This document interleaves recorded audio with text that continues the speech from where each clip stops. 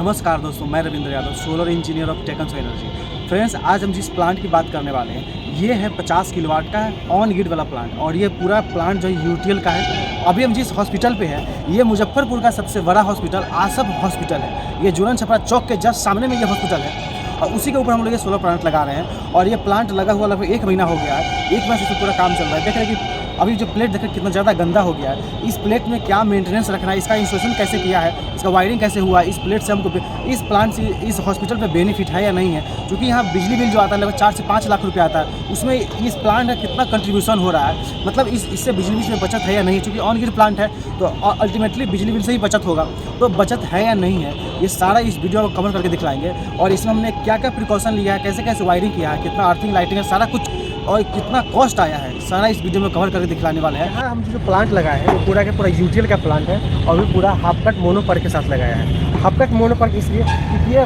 Size में बड़ा होता है और बड़ा साइज होता है थोड़ा सा। अगर आप इसी में अगर 300 वाट का पैनल लेते हैं तो उसका भी साइज आता है हमको कम से कम 1 मीटर बाई 2 मीटर, और इसका भी साइज उतना ही है लेकिन थोड़ा सा बढ़ गया है। 1 मीटर से 2.5 सेंटीमीटर और 14 सेंटीमीटर जो साइज बढ़ गया है लंबाई चौड़ाई में, उतना ही से इसका वाटेज बढ़ गया है। क्योंकि वो 300 वाट मिलता है और ये हमको मिल रहा है 540 वाट का। इसीलिए ये बेनिफिट है कि अगर कम जगह अगर जिसके पास है तो कम जगह में ज़्यादा प्रोडक्शन मिल जाता है। क्यों? क्योंकि इसका जो साइज है कम छोटा है और प्रोडक्शन ज़्यादा है, पहला बेनिफिट है। उसके बाद ये मोनोपर्क है कि अगर धूप रहे छाँव रहे उसमें बढ़िया काम करता है। पॉली पैनल भी बढ़िया काम करता है लेकिन उससे ये ज़्यादा अच्छा काम करता है, इसलिए हम लोग ये ज़्यादा लगाते हैं। इसका पहचान है कि इसका वो कट शेप में दिख रहा है। पॉली पैनल आपको सस्ता जरूर होता है लेकिन उतना इफेक्टिव अब नहीं है जितना ये है। पहले था, क्यों? क्योंकि ये नहीं था, लेकिन अब इसलिए है क्योंकि ये आ गया है। तो हर कोई चाहता है कि हमको कम जगह में ज़्यादा प्रोडक्शन चाहिए, क्योंकि हर किसी के पास उतना जगह रहता नहीं है। सो आपको स्टार्टिंग से बताते हैं कि हमने यहाँ इंस्टॉल कैसे कैसे किया। हमारा जो इंस्टॉलेशन है वो फाइनली स्टार्ट हो गया है।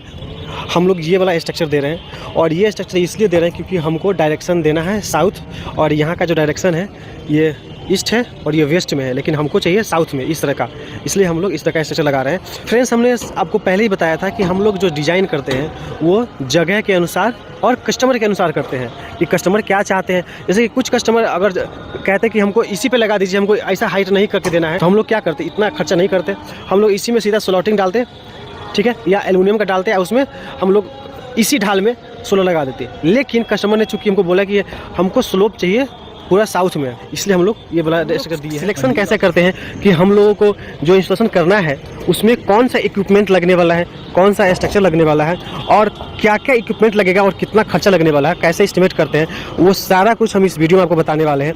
यहाँ जो स्ट्रक्चर हमने लगाया है जैसे कि ये एंगल का है और इसकी मोटाई जो है ये लगभग आपको 3 mm है, और इसका जो लंबाई और चौड़ाई इसे बोलते हैं विड्थ बोलते हैं, तो ये है 1.5 इंच को उसको बोलेंगे 1.5 इंच बाई 1.5 इंच, और अगर mm बोलेंगे तो 40 mm by 40 mm into 3 mm का है। और इस स्ट्रक्चर को टाइट करने के जो हम यहाँ जेहू को यूज कर रहे हैं ये 5 इंच वाला है, ठीक है। जैसे कि इसको माप के देखते हैं तो ये हाइट में देख रहे हैं आपको 5 इंच दिख रहा है, और उसके साथ जो मार्किंग किया है ये आपका 2 इंच है, मतलब उसका विड्थ जो हो गया 2 इंच हो गया। 5 इंच वाला जो जेहू है वो देने का कारण ये था कि अपना जो चैनल लगा है करकट टाइट होने में वो 3 इंच वाला लगा है। और स्ट्रक्चर को टाइट करने के साथ हम लोग ये वाटर लेवल से हम लोग चेक करते जा रहे हैं कि हमारा जो स्ट्रक्चर है वो सीधा लग रहा है या टेढ़ा लग रहा है। और चैनल को जोड़ने के लिए हम लोग ज्वाइंटर का यूज कर रहे हैं, ना कि वेल्डिंग कर। सोलर मॉड्यूल जो हमारा ट्रक लेके आया है वो थोड़ा लेट कर दिया था, तो हमको रात में वर्क करना पड़ रहा है। और यहाँ हमने टोटल 92 पैनल मंगवाए हैं और उसके साथ 2 इन्वर्टर मंगाए हैं 25 किलोवाट का, जैसे कि देखें 25 किलोवाट का 3 फेज में है, और इस दूसरा बॉक्स है। और टोटल यहाँ जो मॉड्यूल 92 पीस है। और चूंकि हमको रात में वर्क करना पड़ा क्योंकि हमको जल्दी से प्रोजेक्ट को एग्जीक्यूट करना था, क्योंकि अगर हम पैनल उतारने में लगते तो हमारा पूरा दिन भर पूरा टाइम निकल जाता इसी में। देख रहे 11 बजे रात तक हम लोग काम इसीलिए कर रहे थे। अब देख रहे सुबह हो गया है अगली मॉर्निंग में, और यहाँ पे हम पैनल लगाना भी स्टार्ट कर दिए हैं। चूँकि अब तो ये मेरा प्रोसेस चलता रहेगा, स्ट्रक्चर लग गया है तो हमारा पैनल लगना भी अब स्टार्ट हो गया है और ये प्रोसेस चलता ही रहेगा। अब मेन बात आती है कि ये मॉड्यूल किस तरह का है, कैसा मॉड्यूल है, ये आपको लेना चाहिए या नहीं लेना चाहिए, क्योंकि अभी तक ये कहीं लगा नहीं, हम लोग फर्स्ट टाइम ही लगा रहे हैं। इसलिए अगर आप सोलर लवर है तो इतना तो आप जानते होइएगा कि कोई भी कंपनी अपना खराब प्रोडक्ट तो निकालती नहीं है। और यहाँ हमने यूटीएल का सारा प्रोडक्ट दिया हुआ है, और यूटीएल तो ऐसे अपने आप में एक ब्रांड है। ब्रांड इसलिए क्योंकि इसका हर जगह आपको शॉपी मिल जाएगा, डिस्ट्रीब्यूटर मिल जाएगा, हर हर एरिया में, हर जगह तुरंत आपको कुछ भी प्रॉब्लम आता है आपके प्रोडक्ट में तो आपको सर्विस मिल जाता है, इसलिए ये ब्रांड है। और जहाँ हम अभी ये प्लांट लगा रहे हैं यहाँ बाजू में ही इसका डिस्ट्रीब्यूटर भी है, उसके बाद यहाँ इनका सर्विस सेंटर भी है, जिससे क्या होगा कि अगर कुछ इशू आता भी है, वैसे भी ऑन ग्रिड प्लांट है, यहाँ पे इशू आना ही नहीं है, लेकिन अगर इशू आता है तो इनको फट से सर्विस मिल जाना है, इसलिए ये प्रोडक्ट हमने इनको यहाँ पे सजेस्ट किया था। फ्रेंड्स, मेरा मानना है कि अगर कोई भी कंपनी है वो अगर अपना प्रोडक्ट निकालती है तो पहली बात को खराब तो निकालती नहीं है, लेकिन अगर उसका सर्विस बढ़िया है तो वो अपने आप में एक ब्रांड बन जाता है और लोगों का भरोसा हो जाता है कि अगर हमें कुछ प्रॉब्लम आएगी भी तो कंपनी है ना, इसलिए लोग परचेज करते हैं। अब हमारा ये लाइन पूरा कंप्लीट हो गया है और देख रहे हैं कि हम लोग साइड में एकदम काट में हमने थोड़ा सा जगह स्पेस छोड़ा हुआ है ताकि कभी कुछ प्रॉब्लम आए तो जाके उसमें नट बोल्ट टाइट भी कर सके। एकदम हैंग करके तो हम लोग लगा नहीं पाएंगे इसके वजह से। और ये मेरा पूरा रो कंप्लीट हो गया है, अब अगला रो लगाने जा रहे हैं। फ्रेंड्स, जैसे कि ये अभी दिसंबर का मौसम है और अगर इस मौसम में अगर हम टेस्ट करेंगे सोलर मॉड्यूल का अगर VOC और ISC तो बहुत कम आएगा, काम करेगा, चाहे वो सुबह होते ही काम करना शुरू कर देगा, लेकिन उतना ज़्यादा नहीं आएगा जितना कि गर्मी के मौसम में आएगा। इससे क्या होगा कि आप लोग फर्स्ट से डिसाइड ये कर लीजिएगा कि ये पैनल तो बहुत कम जब VOC ISC निकाल के दे रहा है, इसका मतलब ये पैनल अच्छा नहीं है। बट कोई बात नहीं है, इसका VOC भी टेस्ट करेंगे और ISC भी टेस्ट करेंगे, उसके साथ साथ ये पूरा जो प्रोडक्शन करेगी इन्वर्टर के थ्रू जो ग्रिड में भेजेगी वो भी आपको दिखाने वाला। अपना इस लाइन में पूरा 9 पैनल लग गया है और उस लाइन में वो 4 और ये 4, मतलब एक पैनल इसलिए नहीं लगा क्योंकि वहाँ पे देख रहे हैं ना एग्जॉस्ट लगा हुआ है, उसकी वजह से रुक गया है। और फिर इसमें 9 पैनल्स हो गए और उसके बाद फिर से वहाँ से एक पैनल का गैप है, मतलब उधर 4 है और इधर 4 है। और फिर इस नेक्स्ट लाइन में 9 पैनल्स हो गए। तो इधर इतना जो हमको एरिया मिला था उस एरिया में हमारा पूरा का पूरा कवर कर लिए हैं हम। और देख रहे हैं कि इस पैनल का शैडो हमारे इस पैनल पे नहीं पड़ रहा है, शैडो हमारा देख रहे हैं नीचे में पड़ रहा है, मतलब शैडो का भी कोई इशू नहीं है कहीं भी, क्योंकि सब जगह का डिस्टेंस हमने सेम दिया हुआ है। हमको इसमें भी शैडो नहीं पड़ रहा है, देख रहे हैं यहाँ पे शैडो आ रहा है, यहाँ पे शैडो आ रहा है, हमारे सोलर पैनल पे शैडो कहीं भी नहीं आएगा। और जितना हमको जगह मिला उसका ऑक्यूपाई कर लिए हैं। और उधर में हम लगा नहीं सकते थे क्योंकि देख रहे हैं वहाँ पे वो हाइट पे लग रहा है और इधर भी हाइट पे लग रहा है, पूरा बोर्ड लग रहा है, तो उसका भी हम यूज कर नहीं सकते। यहाँ पे हमारा टोटल 4 पैनल लगा है और एक पैनल और लगेगा, मतलब 5 पैनल्स हमारा यहाँ पे लग गया है।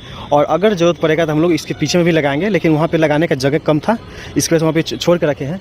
अभी बाकी हम पीछे वाला एरिया उस एरिया में काम कर रहे हैं। और यहाँ हमारा जो टोटल स्ट्रक्चर था वो पूरा डिजाइन होकर के सोलर पैनल पूरा लग गया है।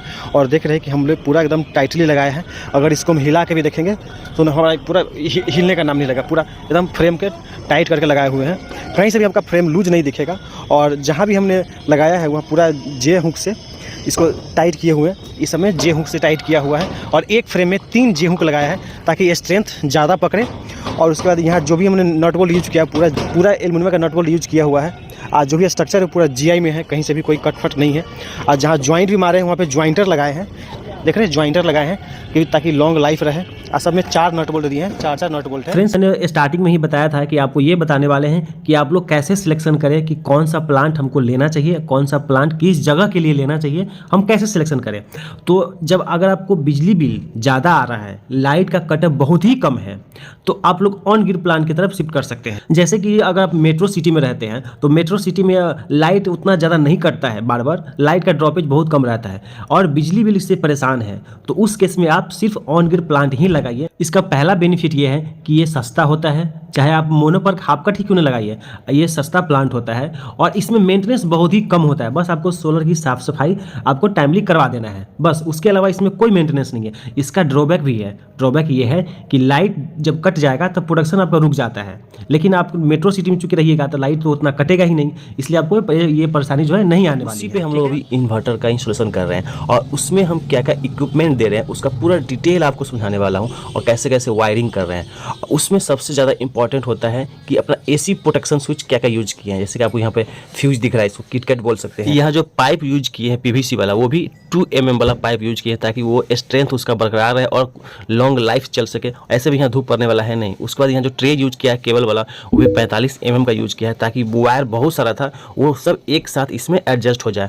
उसके बाद यहाँ जो हमने MCC भी यूज किया वो 200 एम्पियर का, हम चाहते तो 100 एम्पियर का भी कर सकते थे, लेकिन 200 एम्पियर का हैवेल्स का दिया है।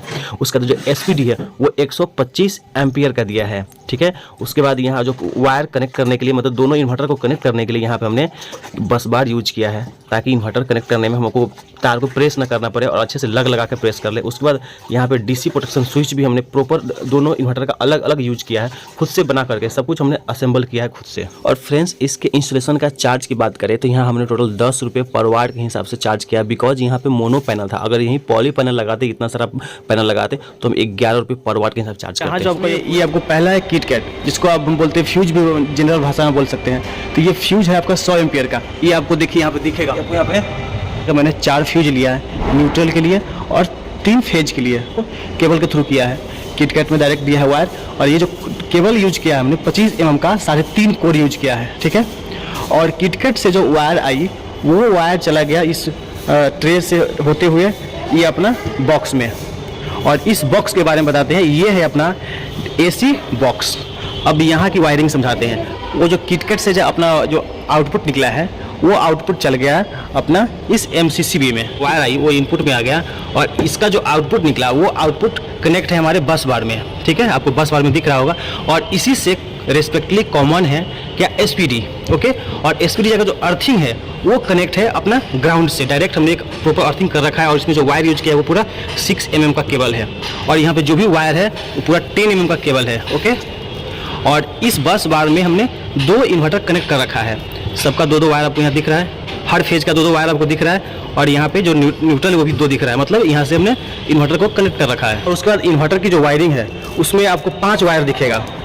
यहाँ पे आपको 5 वायर दिखेगा। 5 वायर में 3 फेज है, एक न्यूट्रल है, और एक जो रेड कलर का वायर दिख रहा है वो आपका ग्राउंड है, मतलब अर्थ है, प्रॉपर अर्थ है।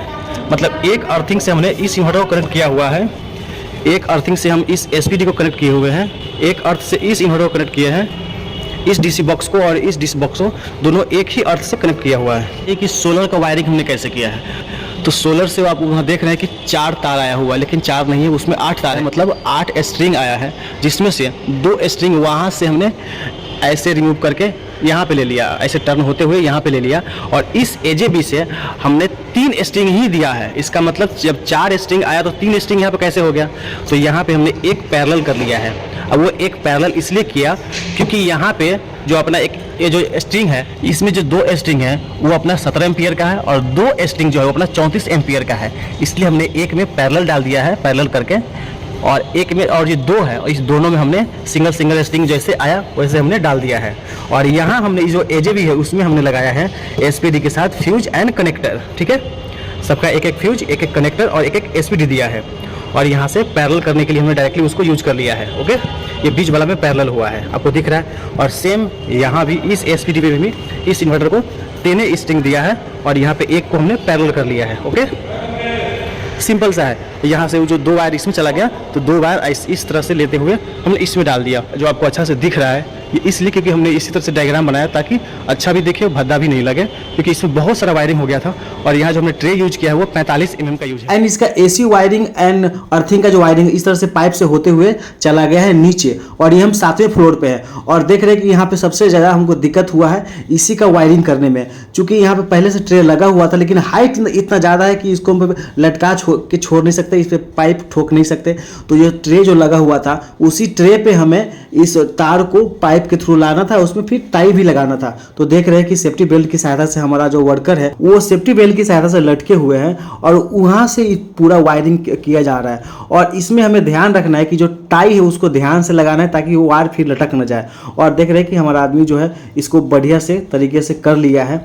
और यहाँ पे हम टोटल 4 अर्थिंग किए, वो अर्थिंग इस पाइप की सहायता से यहाँ आ गया है। और इस तरह से जो वायर है, जो लाइटिंग रेसर की, उसमें 10 mm का यूज किया है, और बाकी 6 mm का तार यूज किया है, और ये 4 अर्थिंग टोटल हो गया है। अपना पर्सनल वहाँ वो CT है, ये ट्रांसफार्मर है। इसका जो आउटपुट वायर है वो इसके नीचे में मीटर लगा हुआ, मीटर से होते हुए चला गया अपने मेन पैनल बॉक्स में। और इन्वर्टर का जो वायर है वो इस तरह से ट्रे से होते हुए नीचे ले आया और पैनल बॉक्स में कनेक्ट कर दिया, जहाँ पे ट्रांसफार्मर का जो वायर लगा है उसके आउटपुट साइड में। And last but not list, अब एक और इंस्टॉलेशन रह गया है, वाईफाई डोंगल का कनेक्टिविटी करना। चूँकि वाईफाई का कनेक्टिविटी से ही हमें घर बैठे पता चलेगा कि अपने इन्वर्टर में क्या जनरेशन मिल रहा है, ठीक है। बिकॉज इसमें ये सिस्टम है, बार बार आके हम प्लांट पे तो चेक कर नहीं सकते, इसलिए हमें ये कनेक्टिविटी कर लेना है। और इसमें ध्यान देना है, चूंकि डोंगल में दो तरह का आता है, एक सिम वाला आता है और एक आता है वाईफाई वाला। तो इसमें एक सिम वाला भी आ गया है और एक वाईफाई वाला आ गया है, तो हमें दोनों सेम टू सेम रखना है। चूंकि यहाँ पे ऑलरेडी वाईफाई अवेलेबल है, तो वाईफाई वाला ही डोंगल इसमें कनेक्ट कर लेना है और अच्छे से कनेक्ट कर लेने के बाद इस तरह से दिखना शुरू होगा। तो फाइनली हमारा सारा सिस्टम इंस्टॉल हो गया है। अब इसे स्टार्ट करते हैं। तो जैसे ही इसमें पावर ऑन करेंगे तो इस तरह से शो करेगा। और चूंकि अभी शाम हो गया है तो जनरेशन तो फिलहाल बहुत कम मिलेगा, बट इसमें कुछ सेटिंग रह गया, उसका सेटिंग भी कंप्लीट कर लेते हैं। फिर इसका मॉर्निंग में इसका फुल जनरेशन चेक करेंगे। तो इसमें कुछ सेटिंग क्या है, वो सेटिंग क्या करना है, टाइम एंड डेट का। चूंकि वो इसमें थोड़ा रॉन्ग दिखा रहा है। इसमें जो भी जनरेशन दिखा रहा है, चूंकि टाइम थोड़ा 4:30 बज गया है, इसके वजह से इसमें अभी जनरेशन कम दिखा रहा है। और इसके साथ साथ इसमें हमें चेक कर लेना है कि प्रॉपर तरह से रीडिंग आ रहा है कि नहीं आ रहा है, कोई कनेक्शन जो है लूज तो नहीं है गया, मतलब दोनों में सेम टू सेम है कि नहीं, चूंकि पैनल का कनेक्शन तो दोनों में सेम किया है, तो दोनों में सेम होना चाहिए। एंड यहाँ पे शो भी कर रहा है कि अप्रॉक्स दोनों में सेम प्रोडक्शन ही मिल रहा है, मतलब अपना जो इंस्टॉलेशन है वो बिल्कुल सही है। इसमें टोटल पावर तो थोड़ा ज़्यादा दिखा रहा है, इसका मतलब ये टेस्ट किया हुआ पहले से है,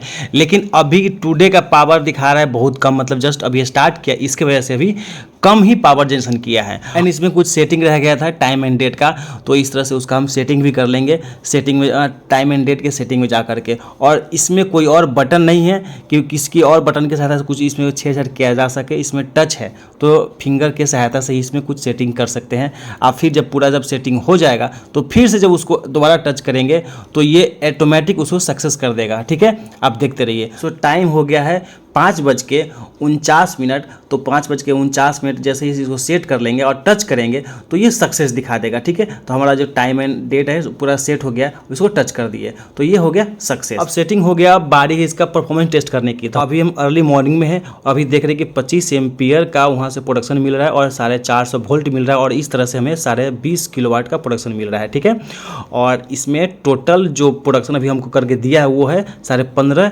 यूनिट का। ठीक है, इट मीन्स कि अगर एक इन्वर्टर में 25 किलोवाट का सोलर लगा हुआ है तो हमें इसका 80% मिलना चाहिए, और जो कि हमें मिल रहा है, बल्कि थोड़ा बहुत ज़्यादा ही मिल रहा है। और ये होना ही चाहिए, क्योंकि पैनल अभी एकदम क्लीन है। इसी में अगर पैनल गंदा हो जाएगा तो ये प्रोडक्शन हमें नहीं मिलेगा, इसलिए हमें पैनल को साफ सफाई रखना है। फ्रेंड्स, आप प्लांट कितना भी अच्छे से लगा लीजिए, लेकिन अगर उसका मेंटेनेंस नहीं कीजिएगा, रख रखाव नहीं कीजिएगा, तब प्लांट का यही दुर्दशा हो सकता है। सो काइंडली प्लांट का ध्यान रखिए। प्लांट अगर लगाते हैं तो उसका मेंटेनेंस का भी ध्यान रखिए। जैसे कि देख रहे हैं यहाँ पे एक तो टीन ये ठीक से नहीं लगाया, करकट ठीक से नहीं लगाया गया था, जिसके वजह से देख रहे हैं ये उखाड़ के फेंक दिया है। और जहाँ तक मेरा सोलर लगा हुआ है वहाँ तक का करकट बचा हुआ है, बाकी सब करकट उखाड़ रहा है, देख रहे हैं। तो यही बेनिफिट है सोलर लगाने का, करकट को मजबूती प्रदान कर रहा है और दूसरा इसके नीचे में ठंडक प्रदान कर रहा है। ठीक है, तो इतना सारा बेनिफिट है। और तीसरा बेनिफिट है कि आपको बिजली प्रदान कर रहा है, मतलब ये तीनों बेनिफिट आपको मिल रहा है। लेकिन आप लोग एक ध्यान रखिएगा कि इसका साफ़ सफाई ज़रूरी है, साफ़ सफाई कर दीजिएगा